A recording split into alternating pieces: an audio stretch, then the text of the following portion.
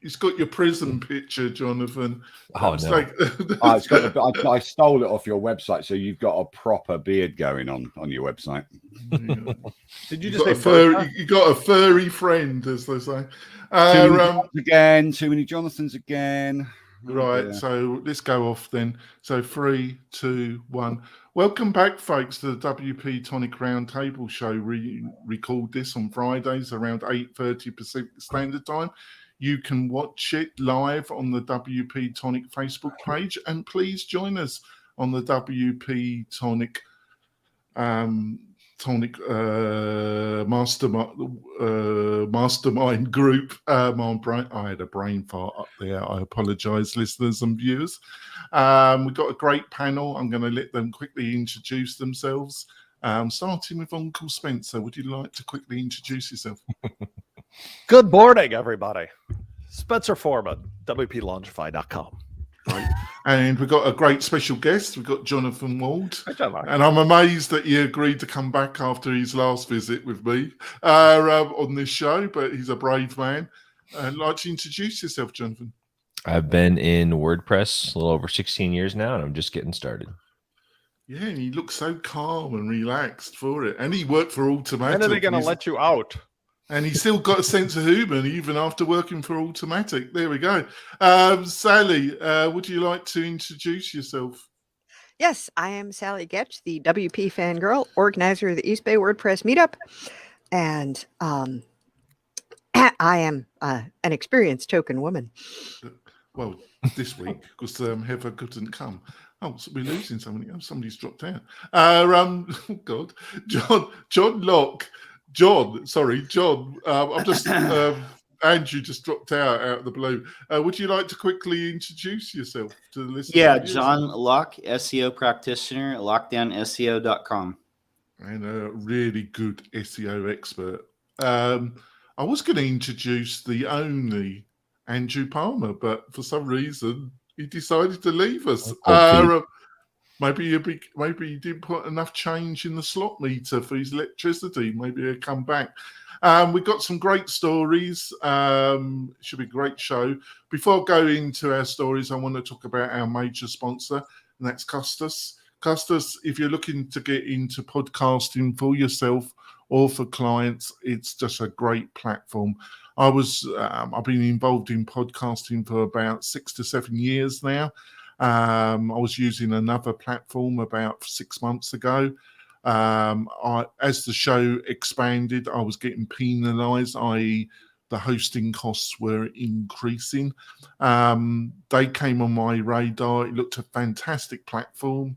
And I decided to go on it. And I've just been so happy about it. It's a great interface, a great team behind it. Matt Medeiros from the Matt Report is the head of sales and customer experience. It's just a great platform. So if you're interested, go over to Castos for yourself or for your clients, buy one of their packages. And if you do that, please tell them that you heard about them on the WP-Tonic show. It helps them and it really does support the show. So straight into the first, and I thought it was going to be a quiet week, but then it kind of, we had the major story, which we got a combination in some ways. But let's start off with my original story. Automatic invest a sizable amount of money, 30 million, in a startup called Titan. What did you think of this one, Spencer? It's amazing how many nickels, dimes, and quarters you can find in the couch cushion to buy things when you really need to.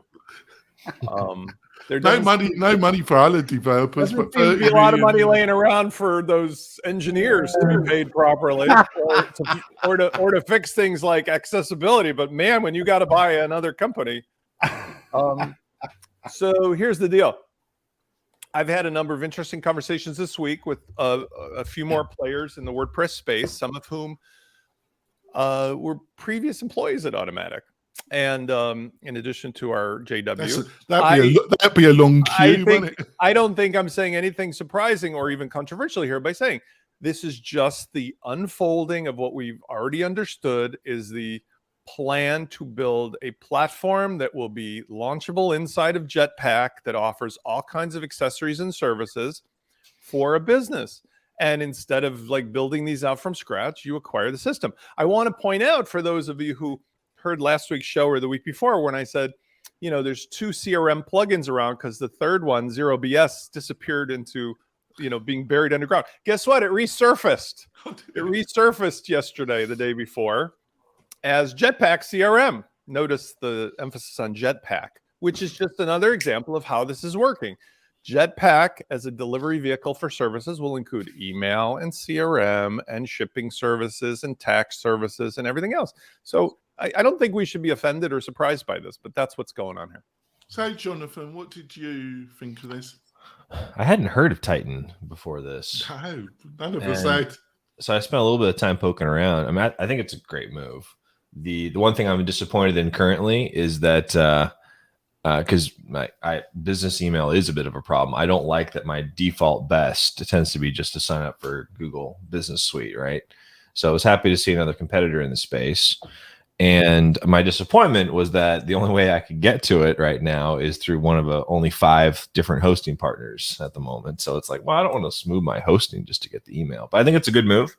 And echo Spencer's sentiment. It's part of ultimately just providing that suite of business services. I thought the Tavern article was good coverage on it. Matt has spoken out, quote unquote, against email in the past. However, in the context of small business, like email it's not going anywhere. And I want to add to this one thing too. The interface on this is very similar looking to what I have found to be a great tool called frontapp.io.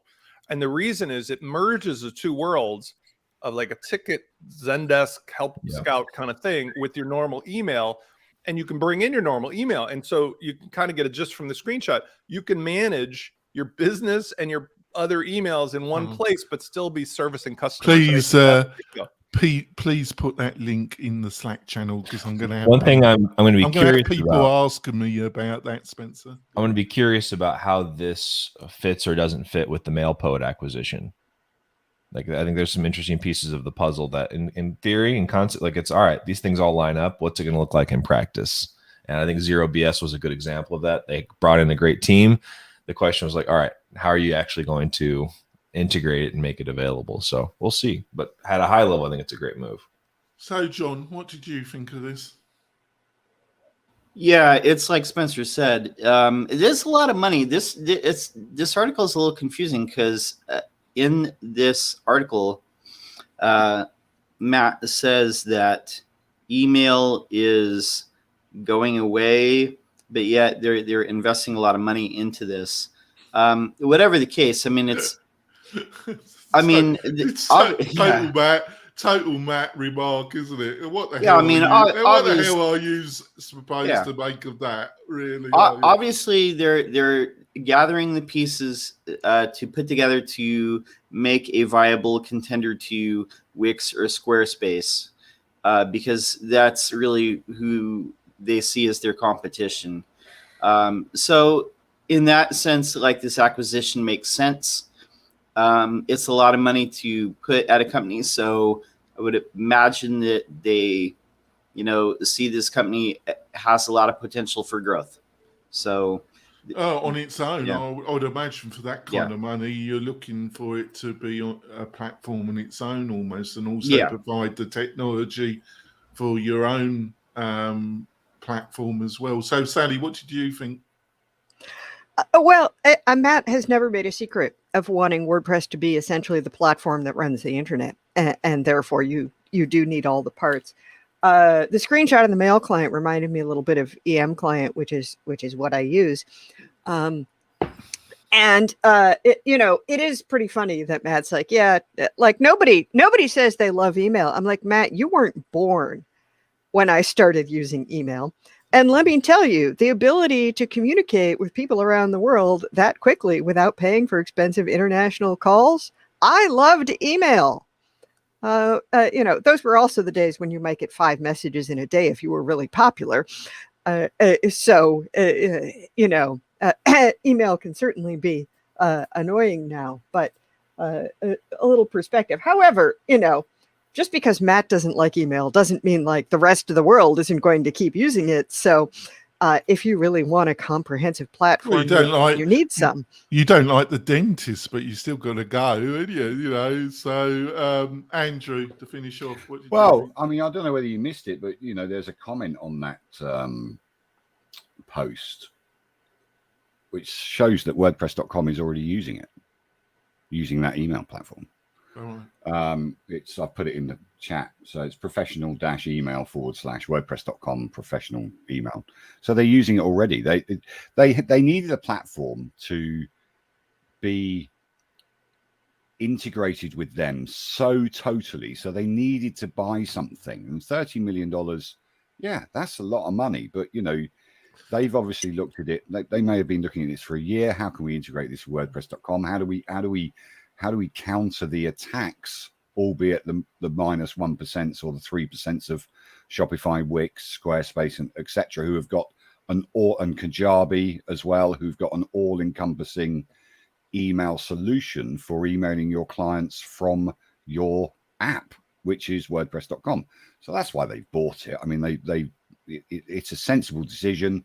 It's exactly as Spencer and Jonathan say. They are getting a collaboration suite of tools to put into WordPress.com and Jetpack. No doubt about it. I mean, this is just confirmation. Right, on to the next story. Yoast sells out to Newfold Digital. And if you don't know Newfound Digital, they have a number of web hosting. Better known as EIG. Yeah, it's where they buy software and companies and they go there to die. So Not Yoast, true. So Yoast will rapidly disappear into the ethers of this monolith of a really crappy hosting company. Really makes GoDaddy look really great. And that's saying something. It's IEG, it's not EIG. Yeah. So, Jonathan, what did you think of this one? Wow. I mean, what a setup. Well, so Newfold Digital is interesting, right? I want to make it clear to you, Jonathan, Yoast and me are not the best of friends. Okay.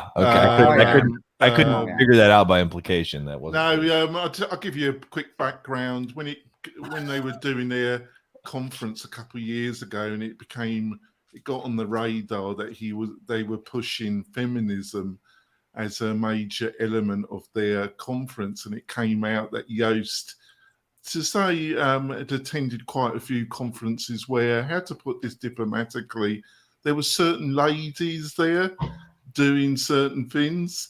We could just say they were conferences where the team at Blizzard would have been right at home. Exactly.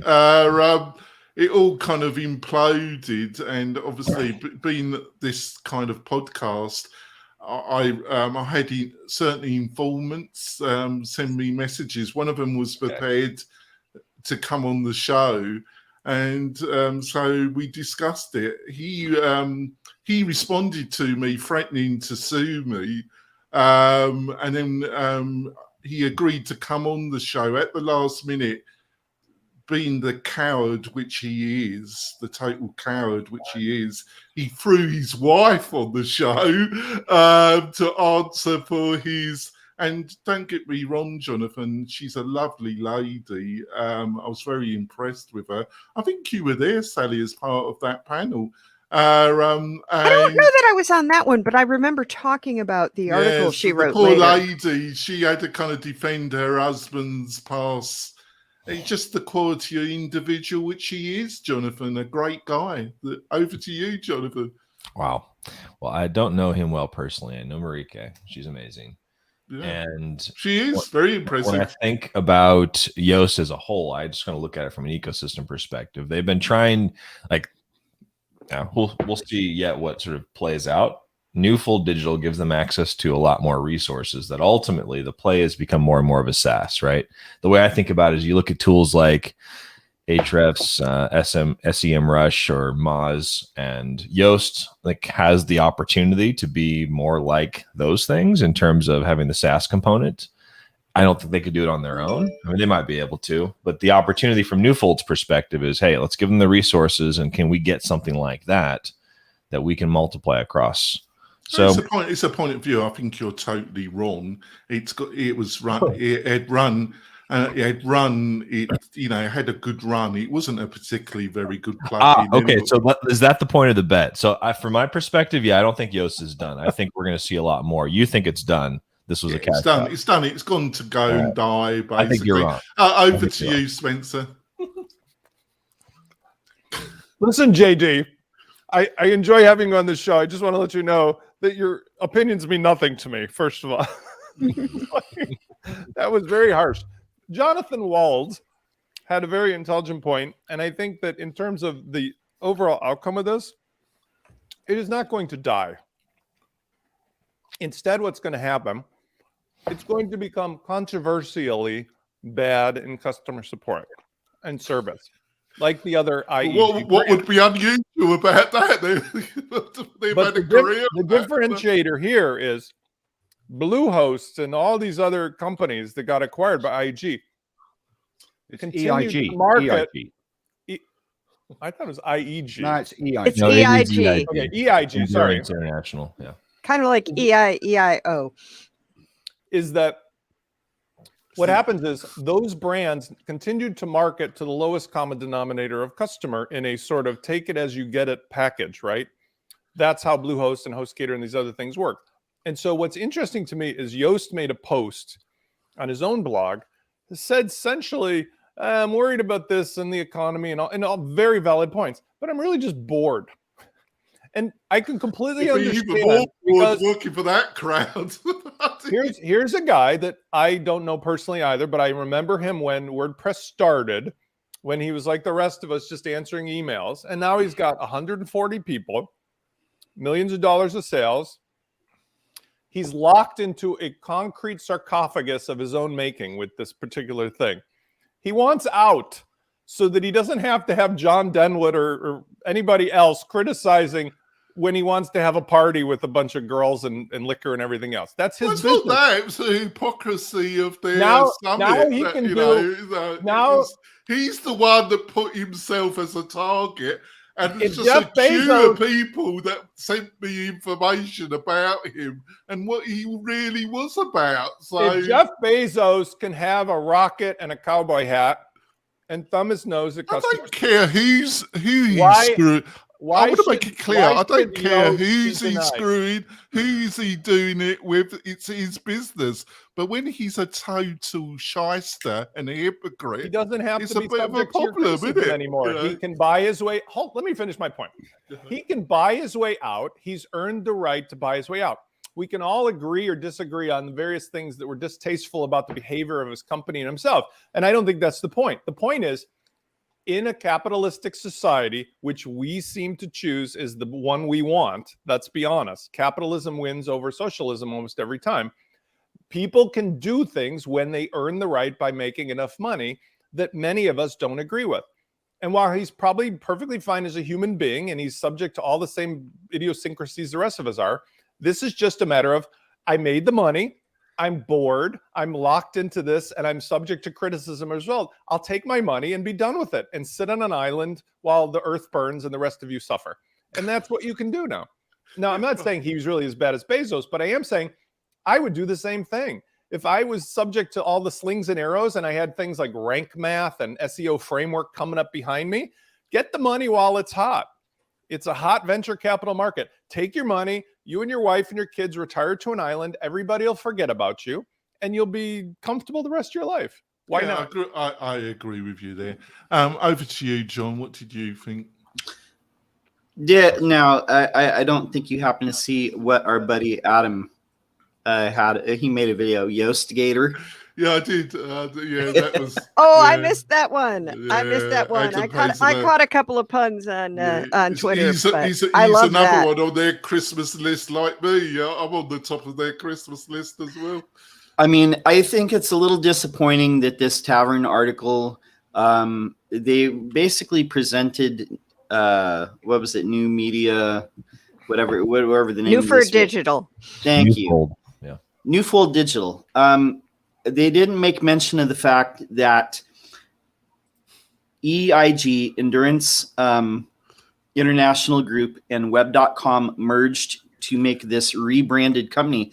Thank you. I was seeing a lot in Twitter and Facebook, different groups. Talk about the Devil's Brew. People did not know who this group was. They were like, "Oh, I never heard of it." Well, I think they're in good hands. Yoast is in good hands. And then people are like, "No, that's like EIG." And they're like, "Oh."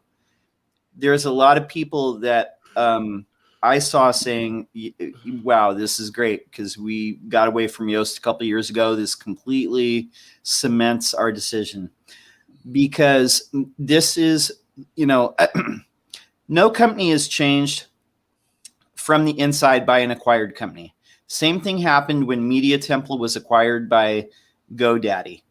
That hosting company used to be the darling of web designers everywhere. All these agencies were like, "Yeah, Media Temple." As soon as they got acquired by GoDaddy, yeah, because it's really hard to influence a company from the inside. We know this as far as acquisitions. Will they be around? Yeah, they're going to be around. Usually when a company is acquired, the founders have to be around for a certain amount of time. And then they're free to go do what they want once their time has been served. I just don't have high hopes for this. And the last thing, Pierre LeBeau from the SEO Framework said this on Twitter the other day. He said, I'm a little saddened. He said he was saddened by this, but not for the reasons why people think, for selfish reasons, because Yoast is the second biggest contributor to WordPress core development besides Automatic. So how is this going to be influenced by EIG having ownership of Yoast, the company, who's the second biggest contributor to WordPress? I don't know that this is going to be good for the ecosystem in the long run. I don't know that it's going to be bad for contribution, because there are a lot of like Bluehost people and a lot of, there are people who work for EIG companies who do contribute to WordPress. And even though, the companies are crappy hosting companies, they're not crappy contributors. And so, we'll see on that front. I did read the post that was on the Yoast blog that kind of talked about how, going through the pandemic, we realized we needed more financial security. And I'm sure everybody was thinking that. He's worried that the plugin's going to take a tank and he's going to have to pay the salary of 140 people when he could have taken a sizable, I'm sure this is in the 7 to 8 figure range at least, payout. I mean, he wants to just get while the getting's good. I don't think this will bother people contributing to the repository or for the code base, because the engineers are the engineers. I mean, they don't care. They're not making things different in their contributions because they're trying to do something for EIG or Yoast or anybody. They're just contributing. Yeah, right. I mean, they've raised the issues that are pertinent, but since a gajillion WordPress users are on those hosts, their perspective is important to take into account. Yeah, I'll tell you the tribe, how bad EIG is. I won't even take their sponsorship and money. So that tells you how bloody bad they are, because I'll take money from almost anybody. They offered to buy you out and you refused. I remember when you talked to me about that. Listen, I need to contribute to this because I actually do know both of them. And also I know, being in my early 60s, that people change. I was a bad boy in my youth. People do stuff that they regret. People do stuff that they maybe shouldn't have done. Look at yourselves as teenagers, what you did as teenagers, and what you did, although not condonable, it's understandable. You're out celebrating, you're having a great time, you go to a titty bar, brilliant. You have a great fun. And then all of a sudden, a year later, maybe 2 years later, your wife becomes the CEO of one of the largest companies in the WordPress ecosphere, and she is a very, very strong character. Yeah, she's also unbelievably honest. She does not shy away from a difficult question. Dutch. She's Dutch, as is Joost, and that's why Joost, to pronounce his name properly, is Joost. But to say that he was bored is not the right phrase. I understand completely, and I was acquired by a hosting company as well that gets slagged off. I don't know a hosting company that doesn't get slagged off. Honestly, there isn't one in my peripheral vision. But it's slagging and it's slagging and there's truth, and a lot of the slagging they get is true. Right. But so the bigger you get, the more problems you have. We have one telephone company in this country, literally one, because they supply all the other telephone companies. It's a terrible monopolistic situation. The irony of this, or the way that Joost said that he was bored, he's not bored. He said it exactly like Spencer. Spencer understands it completely. He was absolutely trapped in this monolith that they've built of 140 people, the biggest SEO plugin. You've got Syed Balki buying it, all-in-one SEO and totally commercializing all-in-one SEO. What this will bring to Joost and WordPress users is the fact that web.com, Bluehost, all the internet hosting companies that are in part of this new fold digital. One, the management is majority women, so that has got to help in the end. Two, they are massive. Joost SEO will be on their stack. When you install a WordPress site from any of these hosts, Joost plugin will be installed as stack. That's massive. So Joost ain't going anywhere. All I got to say is yub yub. It ain't going to go anywhere. I promise you. Joost will grow and grow and grow because the simple fact, I wish 10,000 websites a day will have Joost.com plugin installed. Don't get me wrong. I'm not on top of his Christmas list, and he's not on the top of mine. Never will There's be. no need to fall out with people, but they will. You know, the thing is, Jonathan, people change. People change, and you've got to give them the opportunity to change. And you've got to give them I do take it, but because of his massive contribution to WordPress. Agreed to come on the show to defend yourself, and then at the last minute thrown your wife on the bloody the most responsible person. You know, you've got to admire him. He made an executive decision. Yeah, he made a decision. Yes. He made a decision, all right. We're going for our break. We're coming back in a few moments, folks.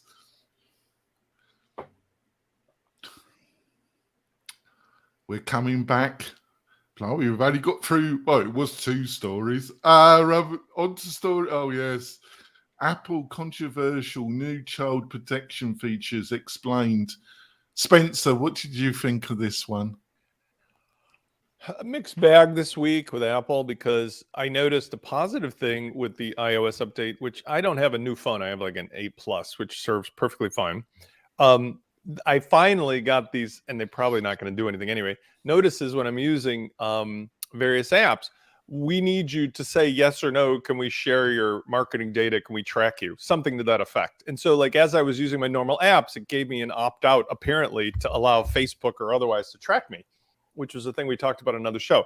We'll see how that affects Facebook's ability to get me, which it seems to get me every time, no matter what.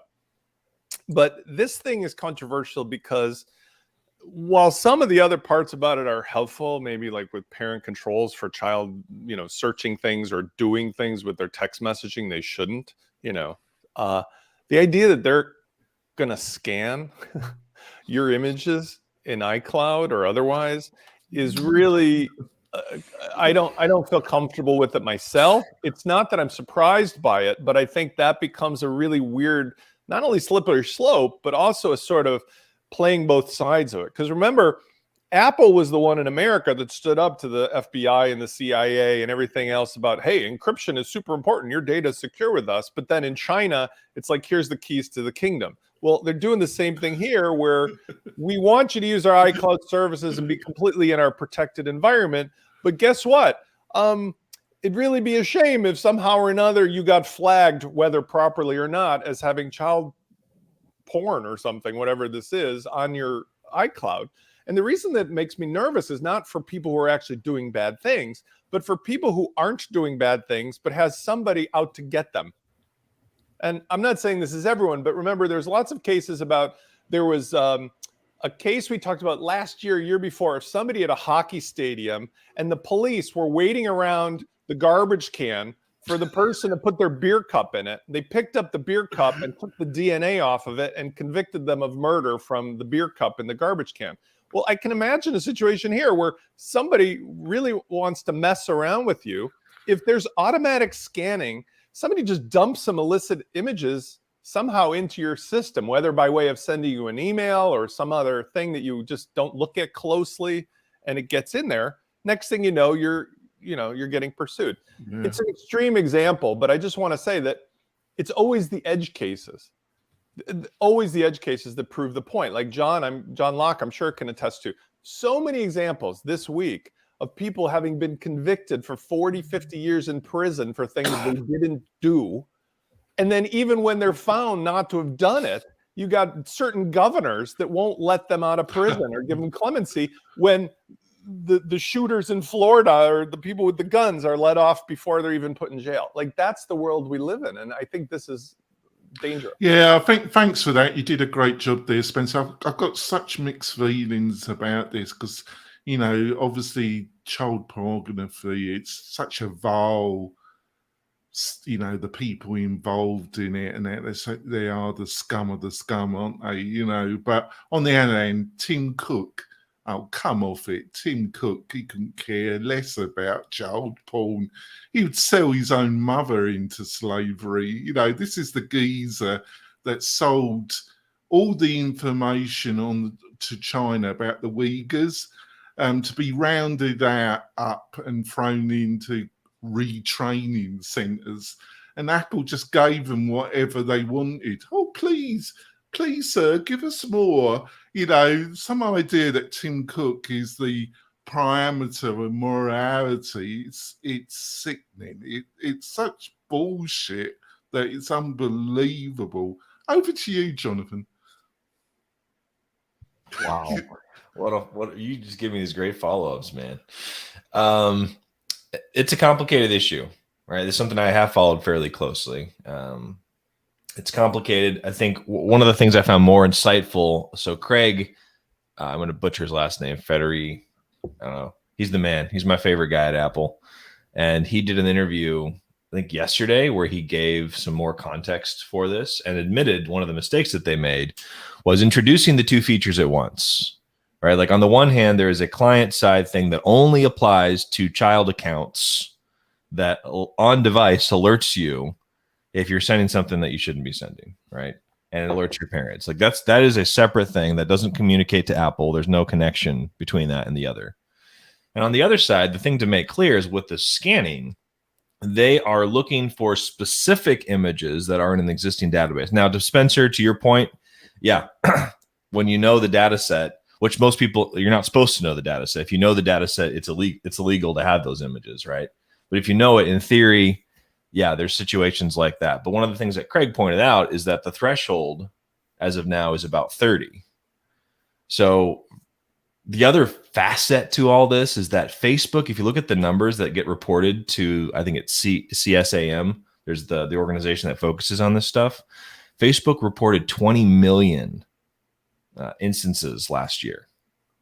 Like, it's a big problem in terms of just the volume and scope of it, right? It's mind-boggling, isn't what it? we don't have on our side is it truly is. We don't see what Apple sees right now, right? And so there's this like, okay, do we ignore this? Like, how do we approach this? And the slippery slope is very much a factor in this because Apple is basically saying, trust us. So, but it's complicated. But was you not interested and also very concerned about Snowden and remarks about this? And I think Snowden is one, is one of the few individuals morally that I think is totally rock solid. The man is a hero in my eyes, and it's just a shame. It's just a shame on this country that he has to live in all places. Russia to escape the American authorities' vindictive crusade against him. But, his remarks about this, and, fundamentally, I think it's just a cynical PR ploy of Apple, because most of these horrendous individuals involved in this trade, they're gone to big chain anyway, and they're using that technology to hide what they're up to. So I just think it's the most cynical attempt by Tim Cook, an individual that's totally morally bankrupt. I mean, absolutely bankrupt, you know. Over to you, John. Yeah. So CP, child porn. Absolutely. Anybody who's involved in it Oh. should be, I mean, they're the lowest of the low. People in prison take care of people like this. I mean, that's how low it is. I don't think that, I mean, I just have so many reservations about this, though. Like, you know, if you're taking photos of your own kids or your grandkids or whatever, is that, you know, going to be scammed or flagged or something like that? I think this opens a lot of doors. I mean, for surveillance, if, you know, the government, you know, and like you mentioned, like in China, you know, it's Apple, Yeah. they've got no position to moralize to anybody. They're a dreadful company. They've got no moral standards at all. They would sell data to any dictator. They've shown that they're totally willing to do it. You know, they have no man. You know, they're just all. And him, Tim Cook, he's just a fucking. Like, well, I think it's, you know, I think it's any company of that size, any corporation of that size, their number one commitment is to the shareholders and the stock price. I mean, it's not about public safety. It's about keeping the shares up. Here's where my concern is. You know, we've seen this in this country. Like, you know, in the post 9/11, all these security measures and surveillance things that were extended under the Patriot Act were used basically to surveil the citizens here, like more so, and give up like more of their. And, you know, and those provisions are still in place, as and my they're still husband in reminded place. me yesterday. And they're still in place. And so there's things that, like, you know, and I understand, like, maybe, yeah, we don't see what they see. And maybe, like, you know, those, you know, trafficking and the, you know, teenage or child porn is like a problem on Apple. That might be. And maybe they sense that that's something that they need to take care of. But who says that the government is not someday going to have them use that back door for something else? Well, it's not You know, it's not if. yeah, It's not an if. It's will. It's a when. Yeah. When. It's not if. If is a delusion. It's when. You know. Fundamentally, America and UK, the spooks have been running the show for the past 20 years, and they 20 not longer than that. You can't have enough surveillance in their eyes. They just can't. MI6 and then CIA and FBI. These people, they're just high on it. They want to know everything about everybody. They're just on a. Denwood, you're giving them too much credit. Like, just be joking. Like, over to Andrew. Go on, Andrew. What do you think? You're on mute, Andrew. You're muted, Andrew. No, you're still muted. He's not hearing us. Sally. Oh, there he is. Go ahead. You lot are so noisy. Of course, CP has got to be controlled. Of course, people that exploit anybody for any purpose should be monitored and should be controlled. How do we do that? We're in a new age, guys. You know, we've got to grow up about this. 20 years ago, we didn't have these kind of issues. How do you, as Apple, even Tim Cook, who you don't agree with, Jonathan, and I get that, how do you make it so that you can, one, be the right side of the law, and two, keep people happy? It's an impossible task. I would not like to be the chief exec of Facebook, Twitter, or any social media. I really wouldn't, because privacy, we say privacy is paramount. But actually, it's a moot point. We've all given our data to everybody, enough data to everybody to know who we are. You know, I said it months ago or weeks ago. Tesco.com were the first ones when they did their loyalty card. They know the demographic of the people. They know what you're shopping for. They know what you're eating on a Friday. They know what you're eating on a Saturday. Yeah, the American stores have been doing that since like the dawn of time.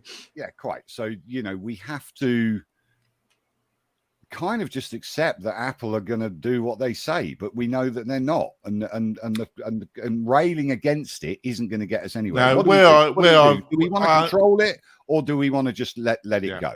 I totally understand where you're coming from, Andrew, but the reason why there are two fundamental reasons why I think your position is totally wrong. One is we have a legal process. If there's somebody where there's evidence where they're involved in this activity, the authorities can go to the court and get the authority to search these people's accounts and find evidence. It doesn't mean that some private entity should be snooping. And the court system... They're not. They're doing it for their own protection. Well, they're doing it for their own protection. No, they're not. They're protecting themselves. They're protecting themselves against. No, they're protecting themselves. That you're right. You got it in one. The second thing is the reason why my opinion about this has changed is what Snowden and his remarks, and I read his remarks, and this is just the attempt of the security state. Listen, this is the beginning of Minority Report. Okay, this is the beginning of Minority Report. It is, and because Big Brother and all the rest of it. We're going to get done for pre-crime. You know, that Minority Report was. Well, I'm finished. I'm finished then for my remarks. I'm done. Sally, what do you think about this? Well, I mean, you know, when I first heard about it, I thought about that same thing about, geez, so are you going to get arrested for like posting pictures of your own children? And I read the Daring Fireball article. And you know, it talks about, well, they're scanning for the fingerprints of a known database, as Mr. Wold said, and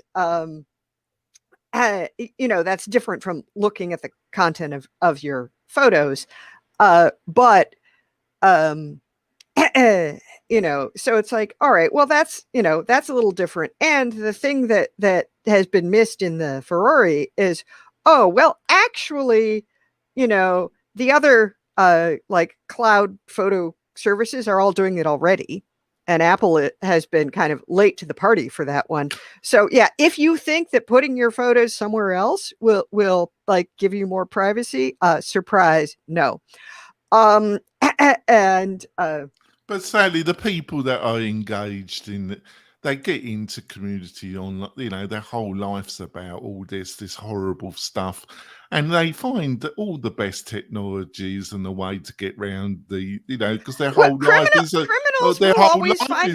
this criminality, isn't it? It's like antivirus stuff, right? You're always playing catch up, trying to fix it. And, you know, nothing anybody does is going to change that. Some people are going to do things. And, you know, I mean, even if we fix all of the societal structural issues that often contribute to certain types of crime, it's not going to go away completely.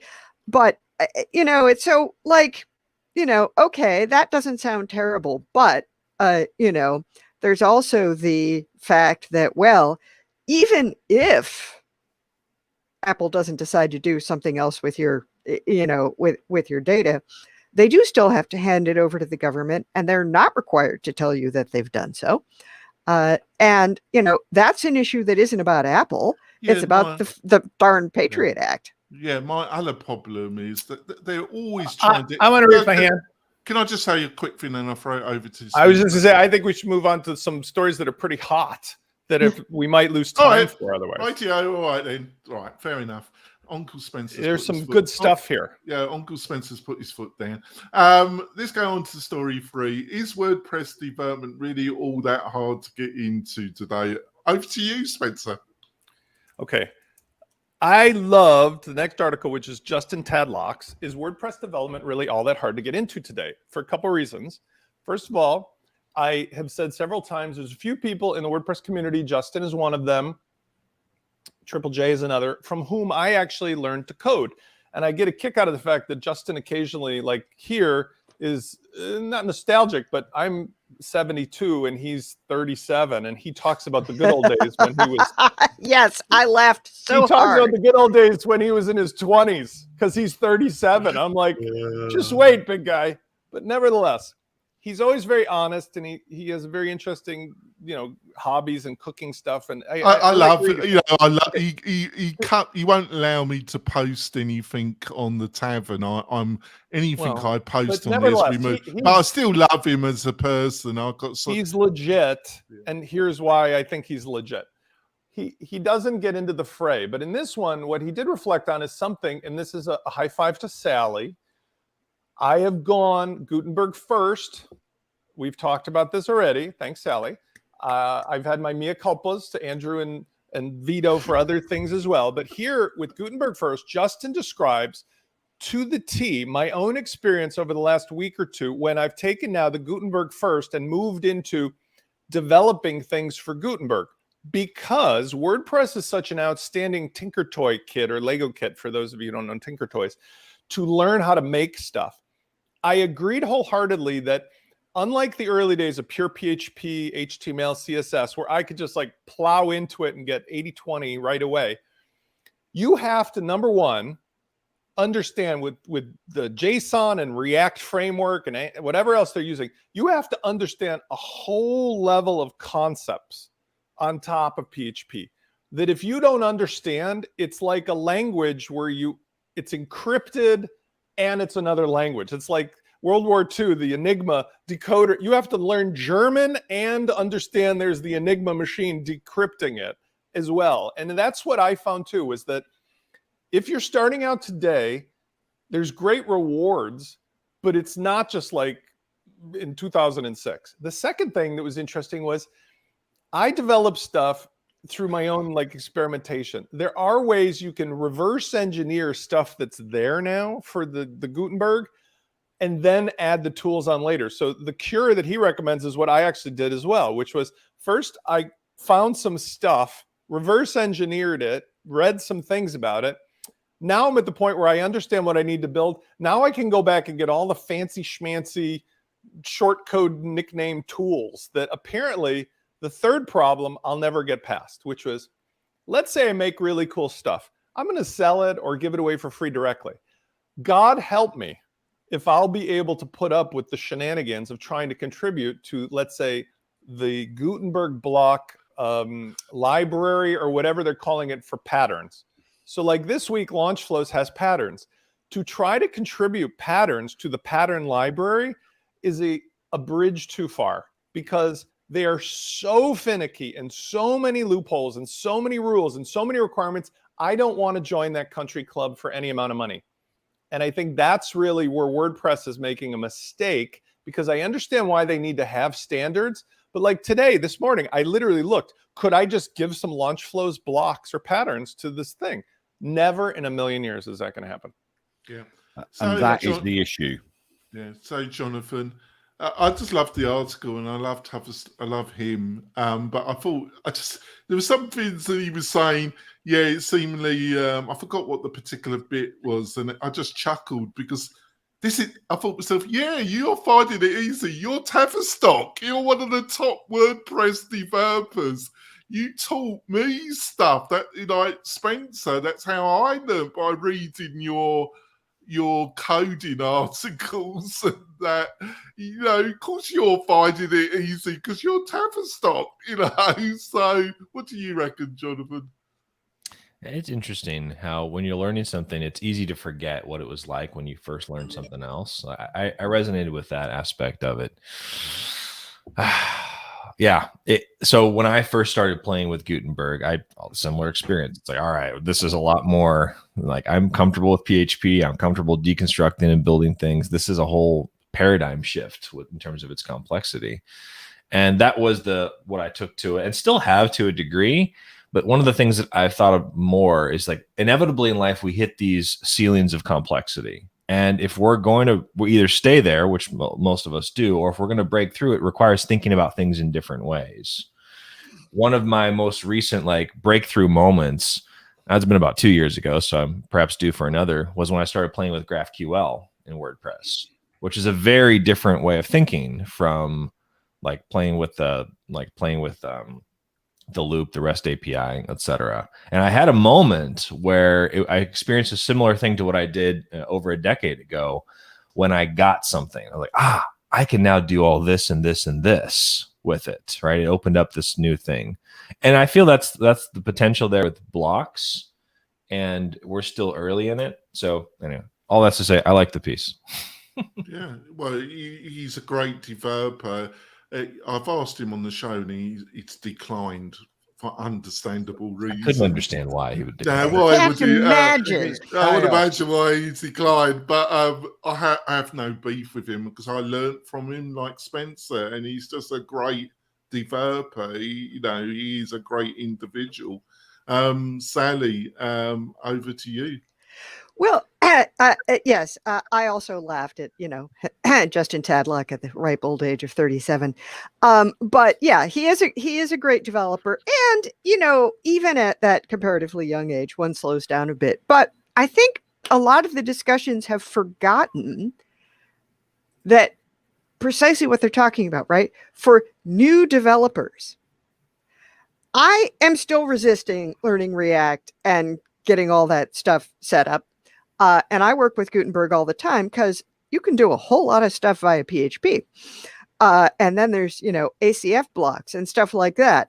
The contribution barrier, I've run contributor days as a meetup organizer. And like it can take the entire 4 hours that I've scheduled for the contributor time for people to get set up to try to patch anything in core. And that was before Gutenberg.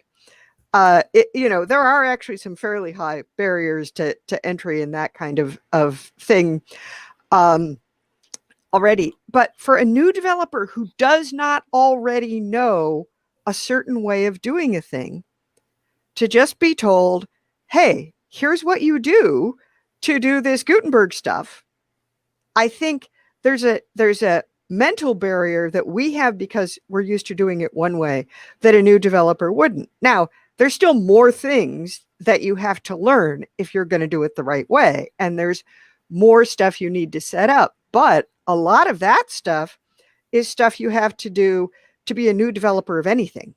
Yeah.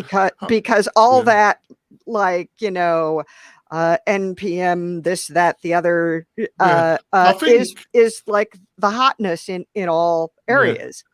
I think it's also a consequence of the decision to use React. I'll put it over to John now. So there's one thing to add in the React part is that they mentioned in the comments, if you wanted to contribute, and even if you make a plugin that's technically a plugin, you're supposed to provide the source code because, see, in PHP, the code is exposed. In most of the things built with React, they have a separate folder directory inside the plugin of your source because everything is transpiled or compiled or whatever the word is for it now, like kind of when you're using, It's SCSS. compiled. So it's not technically proper for somebody like me who just hacks around to just give you the output in a proper plugin for the repository. I would have to also give my source code. And that's a whole nother conversation. Not that it's so secure, but rather it's like, you got to understand, like, you got a desktop environment, you got your source code, you got to bring it over. And that's a lot of stuff to pack. But it's a consequence because I was interviewing Natalie Macless and Nathan Taylor yesterday. And Natalie, to say she's the queen of JavaScript, she's actually wrote books about the subject. So she actually knows what she's talking about. And when they were building their Simply Schedule appointment plugin, she chose not to use React because she's very diplomatic though. But basically what she was saying is she thought it was shit. Basically, she couldn't be bothered with it. And she used another library, not Angular, because who would use, if you think React's bad, Angular, Google, my God. So she chose, but that's what, you know, you're getting it from a person that's written 2 books on the subject, and she for her own plugin, she wouldn't use React. So that tells you something, doesn't it? Over to you, Andrew. Well, to take it back to, is it hard for WordPress developers to develop these days, or a new developer to develop these days? Yes, it is. And part of the reason is what Spence said, when he's uploaded a plugin to the, or a Gutenberg block, or you know, whatever, to the Gutenberg thing, and he's told no. So the people blocking the new developers are the people that are developing stuff. So they've got to open up. You know, it's the same as the repository, same as the themes. You know, you can't, there's people in there in the WordPress ecosystem that are just saying no. Computer says no, because it's inflexible. It's an inflexible system. So there's no incentive for developers to learn these new ways of working, because they get blocked at every corner. You know, Spencer is an innovator. You know, going to Gutenberg, yes, launch flows and whatever. No, you are, because you've accepted a new technology, or you've accepted a new way of working, and you're going for it, and you want to share that for free, and you're not allowed to, because of the reasons you've said, which you've got to share the whole code base, and you've got to share it uncompiled. So basically, if you share it uncompiled, it doesn't work, because the only way these things work is if you compile them. So it's more because I'm embarrassed, but I'm being honest here. I don't use any of those tools. And at the level that I'm fixing problems or solving problems, I don't actually use Angular or React or anything. I just reverse engineer and write directly JavaScript, which is probably not proper. But you're brave. You're brave. That's fine. That's fine if you do it. But we were warned 3 years ago, maybe 4 years ago, by Matt Mullenweg in his State of the Union address, whatever he calls it. Learn JavaScript. Yeah. He said that 3 times in his speech. Learn JavaScript. I think we got a call because of time. Yeah, sorry, like frameworks like CSS and JavaScript were developed for hardcore people. For example, SCSS is a framework for making CSS. I know regular CSS like the back of my hand, so I just write CSS natively. I do not know how to use SCSS very well, and I don't use the tool. 20 minutes. Same thing with Stop JavaScript. me. Right, let's finish it. Can you finish off, John, for us? I think we got a call for time because Jonathan and Sally both have to go. All right. So let's go. Let's wrap it up. Let's go for our recommendations of the week, and mine is if I can find it. It's Sally, because I'm wasting time. Sally, what is your recommendation? All right. I would like to recommend an event that the WP Diversity team, which I am occasionally part of, is putting on for basically Meetup and WordCamp organizers in terms of how to encourage more diverse speakers to speak. So how to create welcoming and diverse WordPress meetups and WordCamps for your WordPress community. Do you notice only one type of person is attending your events? Basically, you know, this is kind of what happened to me. I realized all of the speakers at my meetup were white, and that was embarrassing because the meetup is in a really diverse area. And I had to ask, like, okay, so what do I do now? Because I don't want to like go up to somebody and say, hey, you're black, would you speak at my meetup? So this is a something to help you do this graciously. So it is a free event. It is on, I think, Monday, the 19th, and or whatever day the 19th is. So sign up if you are anybody who organizes events, or if you are an experienced speaker who would like to be somebody who can, mentor new speakers. That's great. And please, panel, make sure that you post these links in the Slack WP-Tonic. And Jonathan, just put it into chat, and Andrew or Spencer will put it in the Slack channel. So my recommendation, well, it was from Joe, who joined us last week.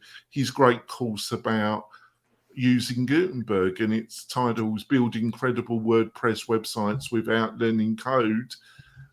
Basically, it shows you how to build great things with Gutenberg. It's a great course, and Joe knows how to produce really quality courses. So I've got the link, and at the present moment, you get 50% off. So what more can you ask for? So, John, what's your recommendation? Let Jonathan take his first. Oh, Jonathan, yeah. Thank you, John. My recommendation is a book I'm about halfway through right now called Willpower Doesn't Work. It's a decent book. It's actually quite good. But the key thing about it is the importance of designing your environment instead of exercising willpower. So it's excellent.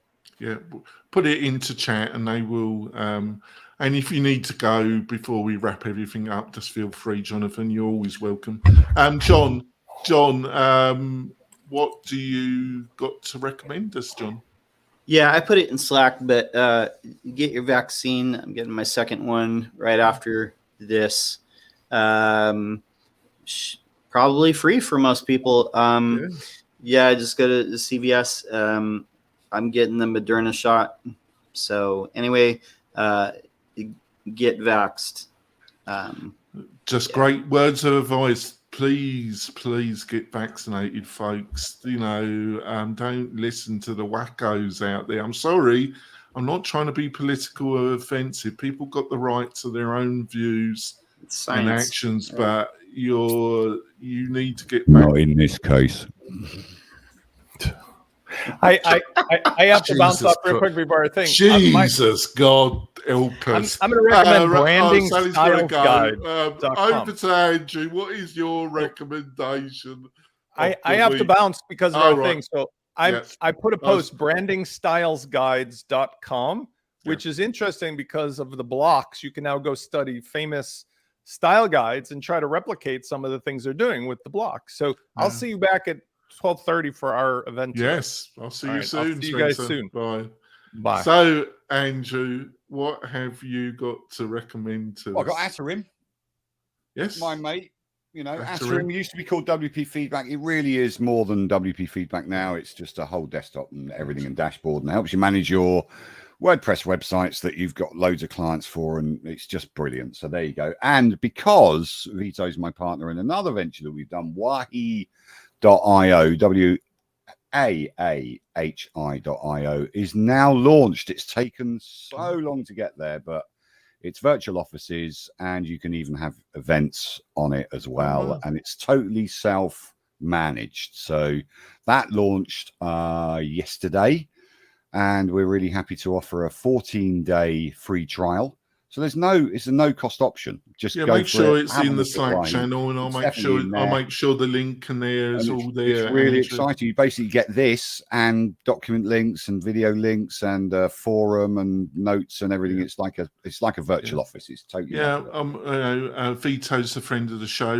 He regularly appears, and he'll be appearing on the show, I think, this month and next month.